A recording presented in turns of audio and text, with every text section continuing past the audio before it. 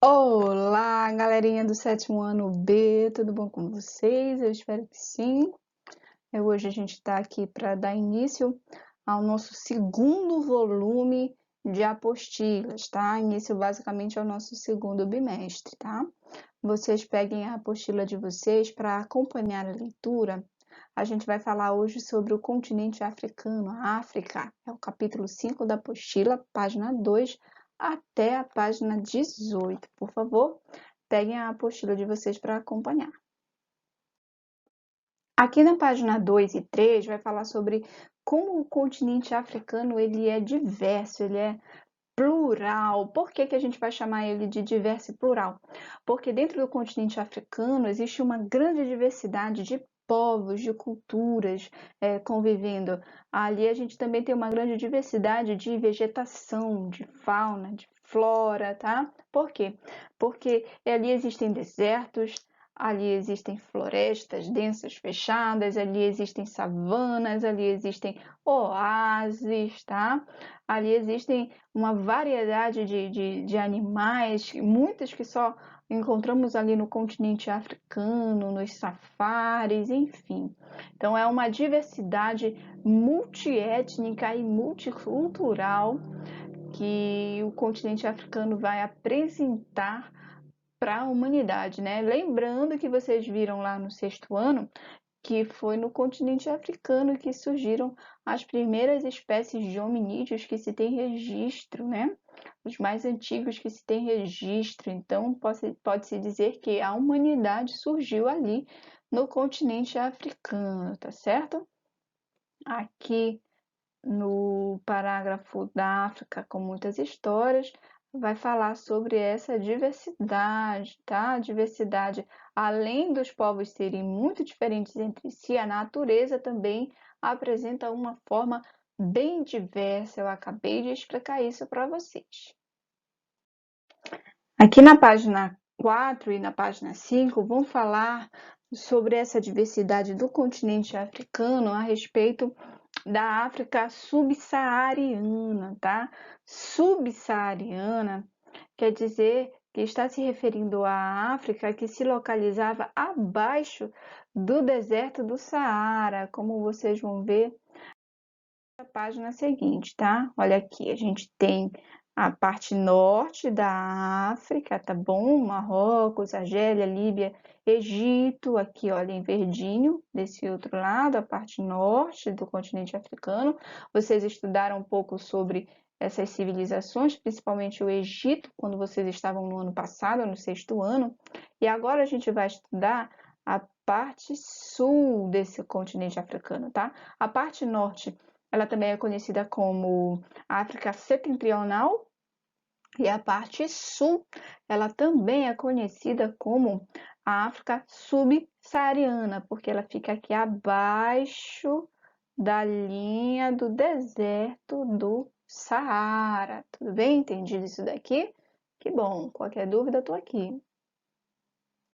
Voltando aqui para a página 5, a falar sobre a África subsaariana, infelizmente a África subsaariana ela não se organizava como o Egito se organizou. O Egito tinha os hieróglifos, os papiros, enfim, a escrita deles ali na parede dos templos, na parede dos palácios ou nas pirâmides, e aí muita coisa sobre a história dos egípcios chegou até a gente através de documentos escritos ou através de artefatos. Mas nos povos que viviam na África subsaariana foi diferente, porque a maioria da matéria-prima que eles usavam era em madeira, e aí elas foram se deteriorando, de modo que a gente tem pouco material sobre a história dos povos que viveram dentro da África subsaariana. Contudo, a página 5 apresenta aqui a importância de uma figura conhecida como griot, tá? Griot. Quem eram os griots? Os griots eram os contadores de história, tá? Eles vão falar aqui que eram verdadeiras bibliotecas humanas, tá? Em países como o Mali e o Senegal, esses contadores de histórias, eles tinham grande importância e grande influência, porque eles passavam as histórias dos ancestrais para as futuras gerações, né? Contavam ali suas histórias, enfim. Então, dentro dessa sociedade, esses contadores de história, os griots, vão ter fundamental importância para que a gente conheça um pouco sobre a história e a cultura da África subsaariana. Aqui na página 6, a gente vai ver sobre os reinos, né, africanos e sobre as suas riquezas. O primeiro que vem falar para vocês aqui é sobre o reino de Gana, tá? Os soninquês do reino de Gana ocupavam uma região próxima às margens dos rios Senegal e Níger, né, na região oeste da África. E organizavam primeiramente em comunidades de agricultores estáveis, né? Só que num dado momento eles começaram a se unir muito para se defender dos ataques de tribos nômades que viviam ali naquelas proximidades. Isso era comum acontecerem, né? Algumas tribos rivais começarem a se atacar e aí algumas tribos estabelecer aliança com outras tribos para se unirem para formar um reino mais fortificado para combater os inimigos, né? E aí a gente vê que Gana, inicialmente formado por pequenas tribos, comunidades, vai se unificar em um reino, vai ter um rei, tá legal? E aqui esse reino atingiu seu auge no século V ao participar do comércio com o norte da África. Os governantes de Cana não tinham intenção de expandir seus domínios, mas de conquistar mais riquezas, tá? E aí eles começaram a fazer comércio com o norte da África, principalmente comercializando aqui o sal, tecidos, cavalos, tâmaras, escravizados e o ouro. E como é que acontecia esse comércio com o norte da África? A gente vai ver aqui o deserto e suas rotas comerciais. Como é que vai acontecer esse comércio? Bom, a gente sabe que o que separava a região setentrional, o norte da África, da região sul, da subsaariana, era justamente um imenso deserto, o deserto do Saara, né? Era ruim para atravessar? Era. As pessoas devem imaginar que isso isolava o norte, né, do sul, mas não, porque mesmo apesar do deserto existir, também existiam povos que atravessavam esses desertos em caravanas para comercializar ali suas riquezas. E aí aqui na página 7, a gente vai ver sobre como chegavam ao norte da África e vai ver sobre os povos islâmicos que eles dominavam bastante essa travessia, essas rotas comerciais através dessas caravanas. Vocês devem lembrar dos povos islâmicos do ano passado, a gente estudou o islamismo. Lembram do Deus Alá, do profeta Maomé, do livro Alcorão? Eu tenho certeza que vocês têm uma ótima memória e vocês devem lembrar, tá? Então, aqui a gente tem esses povos islâmicos tendo fundamental importância no estabelecimento dessas rotas comerciais através do deserto. Aqui, vou circular para vocês, que vai ajudar vocês a responder uma atividade logo a seguir. Vai falar sobre como eram essas rotas comerciais e da onde partiam, aonde chegavam e o que eles comercializavam. Por quê? Porque aqui na página 8 a gente já vai ter essa nossa atividade que vocês vão fazer no caderno para me entregar depois, tá? Vai falar sobre, escreva um texto informativo sobre as rotas subsaarianas, né? Seguindo o roteiro abaixo. Letra A. O que eram essas rotas? B. Quem fazia parte delas? Quem eram os reinos envolvidos? C. O que eram comercializados? E D, qual a importância dessa rota para o continente africano, essas rotas que atravessavam os desertos, né? E aqui logo abaixo a gente já vai falar sobre o reino de Mali, que foi um dos grandes reinos da África subsaariana nesse período, né? Um grande reino, tem até uma imagem aqui de uma construção, né, de palacetes no reino de Mali, né? Aqui a gente tem aqui um pouco sobre como era esse reino, né? O reino de Mali foi fundado por um guerreiro de nome Sundiata Keita, né? E aí ele, entre o mais famoso dos governantes, a gente tem o Mansa Musa, que se converteu, ao islamismo, tá? E adotou essa religião de maneira fervorosa. Gravem essa palavra. Ele adotou essa religião de maneira tão fervorosa que ele, inclusive, ele fez a peregrinação a Meca, que a gente viu no ano passado que todos os que praticavam o islamismo, todos os muçulmanos, eles deveriam peregrinar até Meca pelo menos uma vez na sua vida, né? E aí esse reino foi um reino grandioso, né, de grande poder, né, atravessando aí as rotas através do deserto do Saara. Eles chegaram a dominar áreas do poderoso reino de Gana e incorporaram suas minas de ouro, né, e também de sal. E assim como Gana, parte da população se dedicava à agricultura. Contudo, ele prosperou mesmo foi através do comércio de riquezas como o sal e como o ouro. Guardem essas informações. Aqui nós chegamos na página 10 a falar sobre outros importantes reinos africanos, né? O reino de Songhai e o reino do Congo, né? O reino de Songhai, ele era semelhante ali ao reino de Mali, inclusive conseguiu anexar alguns territórios, né, do reino de Mali, se aproveitando da fraqueza dos malineses, né? O reino de Songhai conquistou e controlou parte daquele território, e assim como reinos vizinhos, e as conquistas possibilitaram o domínio das minas de ouro e de sal, além do comércio de marfim e de escravizados, tá? Foi um reino muito violento, porque eles eram bastante aguerridos, sempre preparados para o combate, né? Por isso que eles conseguiram conquistar o território de outros povos. A organização social e política de Songhai era mais complexa se comparada aos reinos de Mali, né? Um dos reis chegou a formar um exército profissional bem preparado, né, para defender o reino e para expandir os seus territórios, né?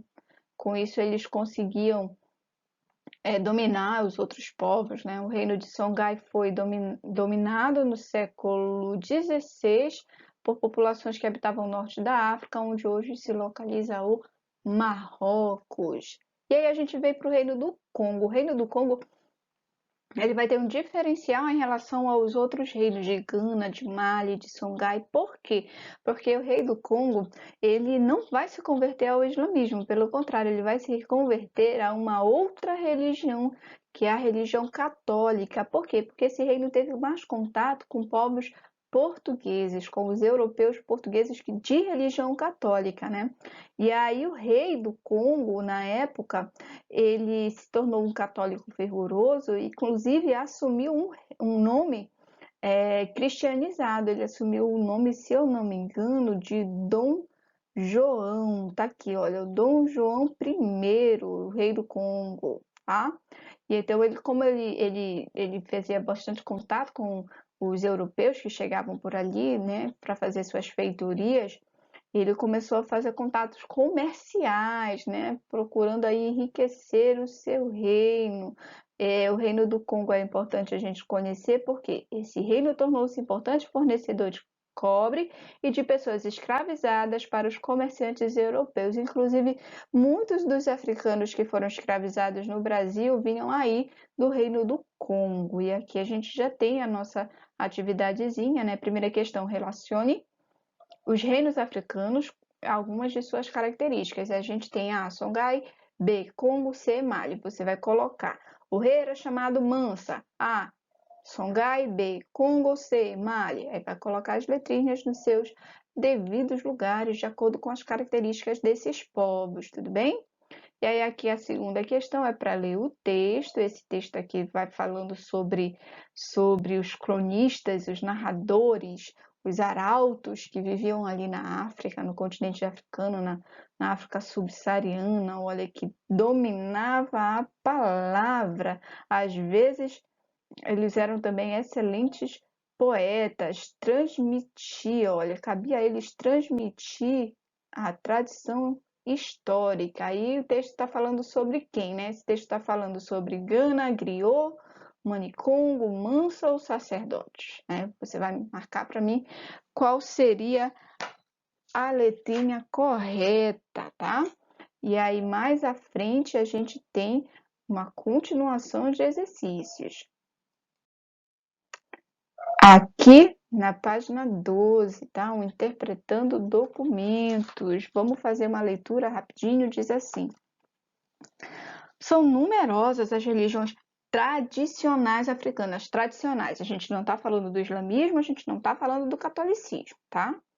Cada povo tem a sua, com seus deuses, crenças e rituais próprios. Em certas áreas, sobretudo naquelas onde predominam os grupos sociais sem chefia, é comum que cada aldeia possua divindades próprias e até cada família possa ter as suas, que só a ela protege e só ela venera.